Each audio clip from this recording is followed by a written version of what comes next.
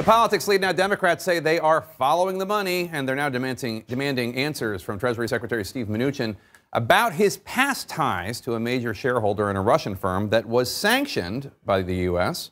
until recently. The questions zero in on Mnuchin's connections to a major Republican donor who benefited from the Trump administration's decision to lift sanctions on firms with ties to Russian oligarch Oleg Deripaska. Should Mnuchin have recused himself from overseeing the lifting of these sanctions? As CNN's Sunlen Serfati reports, Mnuchin did not recuse himself, and that is setting off some ethical alarms.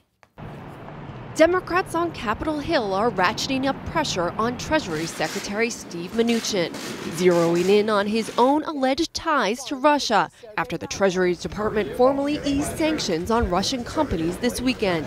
The conflict of interest is there. Mnuchin hit with 4 letters in one day from Democrats in the House and Senate, raising what they call alarming potential conflicts of interest regarding that decision.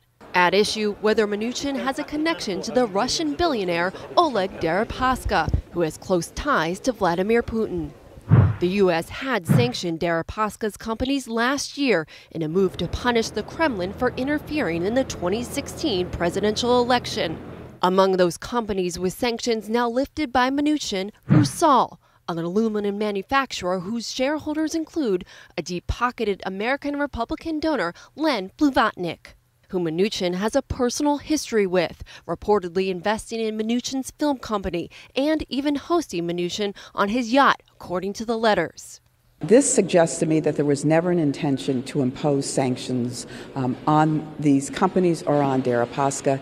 It was done because the pressure got very hot, and the administration had taken no action on the legislation passed by Congress. So you think they're, in essence, feigning these sanctions? Yes. Democrats writing to Mnuchin demanding an explanation as to how you manage your own potential conflicts of interest arising from your personal and professional relationship with Blavatnik.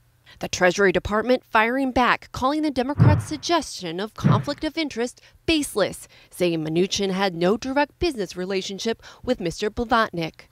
It's not the first time the multimillionaire with deep ties to Hollywood has raised eyebrows. Mnuchin was cleared of wrongdoing after taking a military plane to Kentucky during the solar eclipse. Famously posed with his wife at the Mint with dollar bills bearing his signature.